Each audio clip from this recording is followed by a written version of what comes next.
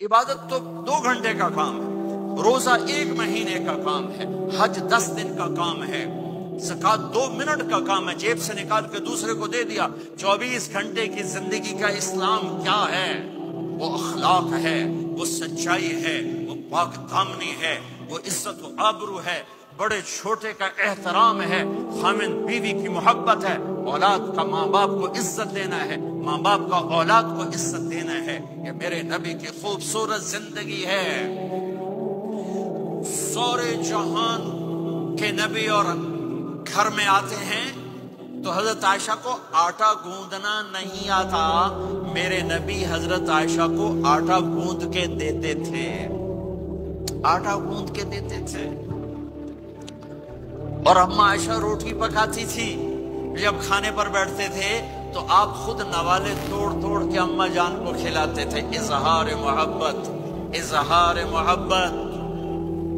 ایک نوجوان کہنے لگا مولانا کوئی تعویذ دو، میری بیوی سے لڑائی رہتی ہے۔ میں نے کہا بیویاں تے تعویذ چلتے ہی کوئی نہیں۔ کہنے لگا کیا کروں؟ میں نے کہا نبی والا طریقہ اختیار کرو، محبت دو، عزت دو، احترام دو، اور جب کھانے پر بیٹھو 2-3 لقمے اپنے ہاتھ سے کھلا دو۔ کہنے لگا اس سے کیا ہوگا؟ میں نے کہا تو دیکھ لینا کیا ہوگا۔ 10-12 دن بعد اس کا فون آیا، میں نے پوچھا میری بات پہ عمل کیا؟ کہنے لگا نہیں۔ میں نے کہا کیوں؟ کہنے لگا شرم آتی۔ میں نے کہا کمزور کے ساتھ لڑتے ہوئے شرم نہیں آتی؟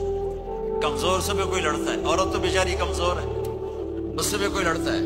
گامے پہلوان کا نام سنا ہوگا، بڑی عمر کے لوگوں نے۔ گاما جو چیمپئن، ورلڈ چیمپئن تھا، اس نے 1910 میں لندن میں امریکن پہلوان تھا زبسکو، اس کو ہرایا تھا، اس کو ورلڈ چیمپئن کا ٹائٹل ملا تھا۔